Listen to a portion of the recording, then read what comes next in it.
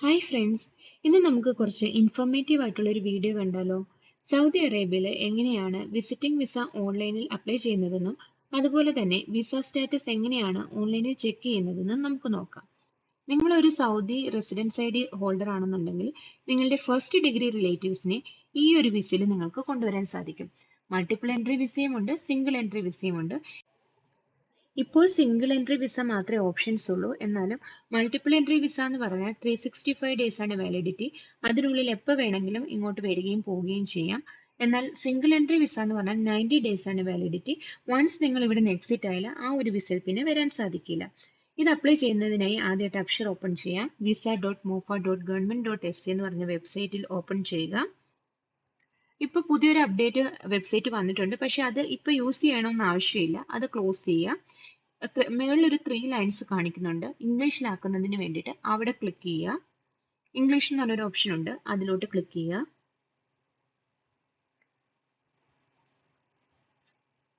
ഇപ്പൊ എല്ലാ ഡീറ്റെയിൽസും ഇവിടെ ഇംഗ്ലീഷിൽ വന്നിട്ടുണ്ട്. ഇവിടെ കുറെ ഓപ്ഷൻസ് ഉണ്ട്. Visitor, citizen and residence, business and entities. ഇതിൽ സിറ്റിസൺ ആൻഡ് റെസിഡൻസ് എന്നുള്ള ഓപ്ഷനാണ് നമുക്ക് ക്ലിക്ക് ചെയ്യേണ്ടത്.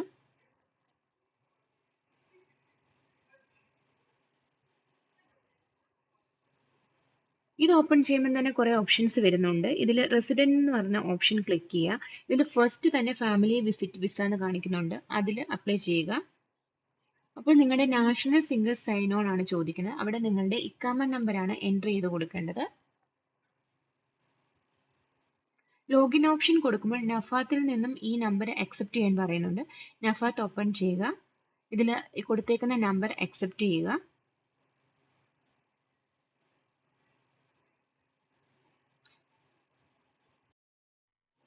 വീണ്ടും ഇവിടെ അപ്ലൈ എന്ന് പറഞ്ഞ ഓപ്ഷനിൽ ക്ലിക്ക് ചെയ്യുക. ഇപ്പൊ നമ്മുടെ പേജ് ഇവിടെ ഓപ്പൺ ആയിട്ട് വരും. ഇവിടെ നമ്മുടെ ഡീറ്റെയിൽസ് ആയിരിക്കും കാണിക്കുന്നത്. സ്ക്രോൾ ചെയ്യണം.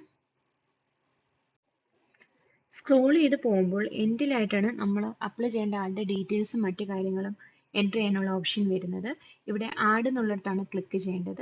ഇതിന്റെ താഴെ ഇമേജ് കോഡും എഗ്രിമെന്റ് അപ്രൂവലും ഒക്കെ ഉണ്ട്. അതൊക്കെ ലാസ്റ്റ് ആണ് ചെയ്യേണ്ടത്. ഇവിടെ ആഡ് എന്നുള്ളിടത്ത് ക്ലിക്ക് ചെയ്യുമ്പോൾ ആരെയാണോ നമ്മൾ ഇങ്ങോട്ട് കൊണ്ടുവരാൻ ഉദ്ദേശിക്കുന്നത് അവരുടെ പേഴ്സണൽ ഇൻഫർമേഷൻസ് ഇവിടെ എൻ്റർ ചെയ്യണം. ഇവിടെ നാഷണാലിറ്റി എന്നുള്ളിടത്ത് നമ്മൾ ഇന്ത്യ എന്ന് സെലക്ട് ചെയ്ത് കഴിയുമ്പോൾ ഈ അറബിക് നെയിംസിന്റെ എല്ലായിടത്തും നമുക്ക് ഇംഗ്ലീഷിൽ ടൈപ്പ് ചെയ്യാൻ സാധിക്കും.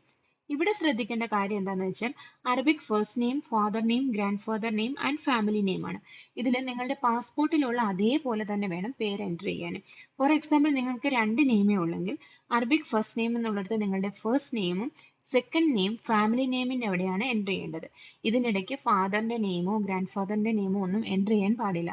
അങ്ങനെ എൻ്റർ ചെയ്ത് കഴിഞ്ഞാൽ നിങ്ങളുടെ റിക്വസ്റ്റിന്റെ അകത്ത് ഈ പേരുകളെല്ലാം ആഡ് ആയിട്ടായിരിക്കും വരുന്നത്. അങ്ങനെ വരുമ്പോൾ പാസ്പോർട്ടിലെ നെയിമും നിങ്ങളുടെ പേരും ഡിഫറെന്റ് ആയിരിക്കും. സോ പാസ്പോർട്ടിൽ എങ്ങനെയാണോ ഉള്ളത് അതുപോലെ തന്നെ പേര് എൻ്റർ ചെയ്യുക. അതിനുശേഷം birth date, birth place, religion, occupation, gender, relation അങ്ങനെയുള്ള കാര്യങ്ങളെല്ലാം എൻ്റർ ചെയ്ത് കൊടുക്കുക. ലാസ്റ്റ് ആയിട്ട് മൊബൈൽ ആൻഡ് ഇമെയിൽ അഡ്രസ്സ് എന്നുള്ളത് നിങ്ങളുടെ മൊബൈൽ നമ്പറും നിങ്ങളുടെ ഇമെയിൽ അഡ്രസ്സും എൻ്റർ ചെയ്ത് കൊടുക്കുക. ഇനി പാസ്പോർട്ട് ഇൻഫർമേഷൻ ആണ് എൻ്റർ ചെയ്യേണ്ടത്.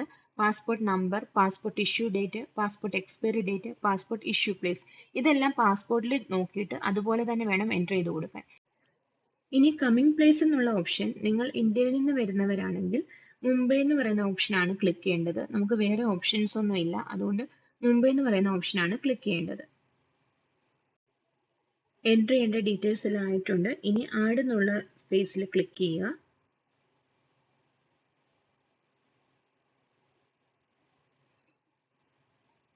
ഇവിടെ നിങ്ങളുടെ ഡീറ്റെയിൽസ് എല്ലാം ഈ പാസ്പോർട്ട് നമ്പർ, റിലീജിയൻ അങ്ങനെ കാണിക്കുന്നതിന്റെ തൊട്ട് താഴെയായിട്ട് കാണിക്കും.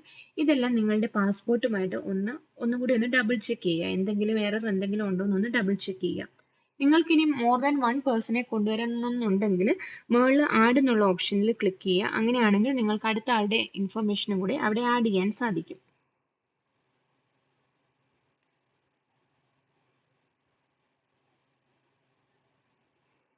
അതിനുശേഷം ഈ കാണിച്ചിരിക്കുന്ന ഇമേജ് അതേപോലെ കോപ്പി ചെയ്യുക. എഗ്രിമെന്റ് ഓഫ് അപ്രൂവലിൽ ക്ലിക്ക് ചെയ്യുക. അതിനുശേഷം സേവ് എന്ന് പറഞ്ഞ ഓപ്ഷനിൽ ക്ലിക്ക് ചെയ്യുക. ഇങ്ങനെയാണ് നമ്മൾ വിസിറ്റിംഗ് വിസ ഓൺലൈനായിട്ട് അപ്ലൈ ചെയ്യുന്നത്. ഇതിനുശേഷം നമുക്കിത് സേവ് ചെയ്തതിനു ശേഷം നമുക്കിതിന്റെ പ്രിന്റ് എടുക്കാവുന്നതാണ്. നോർമലി 1 to 2 വർക്കിംഗ് ഡേയ്സിനുള്ളിൽ തന്നെ നമ്മുടെ വിസ അപ്രൂവ് ആയി വരാറുണ്ട്. അതെങ്ങനെയാണ് ചെക്ക് ചെയ്യുന്നത് നോക്കാം. സെയിം പേജിൽ തന്നെ താഴെ ക്വയറി എന്ന് പറയുന്ന ഒരു ഓപ്ഷൻ കാണാം. അതിലാണ് നമ്മൾ വിസ സ്റ്റാറ്റസ് ചെക്ക് ചെയ്യുന്നത്. ഇവിടെ എൻക്വയറി ടൈപ്പ് എന്നുള്ളിടത്ത് 3 ഓപ്ഷൻസ് നിങ്ങൾക്ക് കാണാൻ പറ്റും. ആപ്ലിക്കേഷൻ നമ്പർ, അതുപോലെ തന്നെ visa document number, visa application number. ഇതിൽ നമ്മൾ ആപ്ലിക്കേഷൻ നമ്പർ ആണ് എൻട്രി ചെയ്യുന്നത്. നിങ്ങളുടെ വിസ റിക്വസ്റ്റിന്റെ ലെഫ്റ്റ് സൈഡ് അപ്പിലായിട്ട് ഒരു റിക്വസ്റ്റ് നമ്പർ ഉണ്ടായിരിക്കും. അതാണ് നിങ്ങൾ എൻട്രി ചെയ്ത് കൊടുക്കേണ്ടത്. അതിനുശേഷം ID നമ്പർ എൻട്രി ചെയ്യുക. നിങ്ങളുടെ ഇക്കാമ നമ്പർ ആണ് ID നമ്പർ ആയിട്ട് എൻട്രി ചെയ്യേണ്ടത്. അതിനുശേഷം ഇമേജ് കോപ്പി ചെയ്യുക.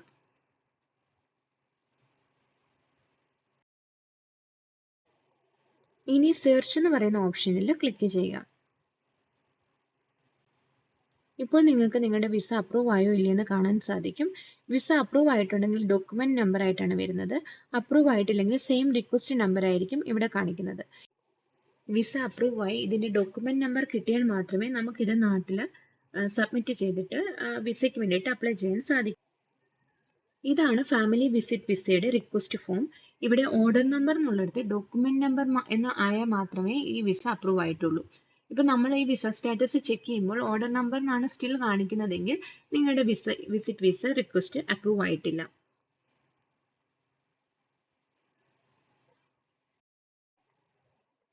ഇവിടെ ഓർഡർ നമ്പർ എന്നുള്ളിടത്ത് ഡോക്യുമെന്റ്സ് നമ്പർ ആയതിനു ശേഷം ഇത് നാട്ടിൽ അയച്ചു കൊടുത്ത് ബാക്കി പ്രൊസീജിയേഴ്സ് ഒക്കെ കംപ്ലീറ്റ് ചെയ്ത് കഴിഞ്ഞാൽ വിസ സ്റ്റാമ്പിംഗ് ചെയ്യാവുന്നതാണ്.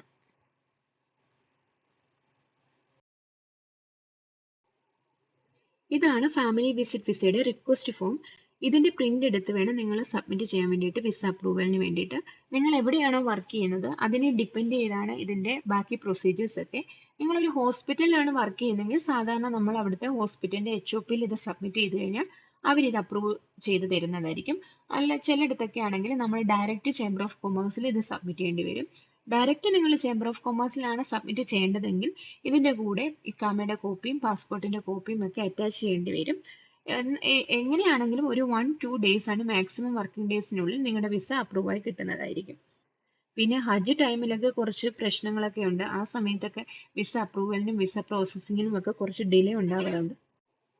റീസെന്റ് അപ്ഡേറ്റ് വെച്ചിട്ട് നമുക്കിപ്പോൾ ബഹ്റൈനിലോ ഒക്കെ പോയിട്ട് വിസ റിന്യൂ ചെയ്യാൻ സാധിക്കും.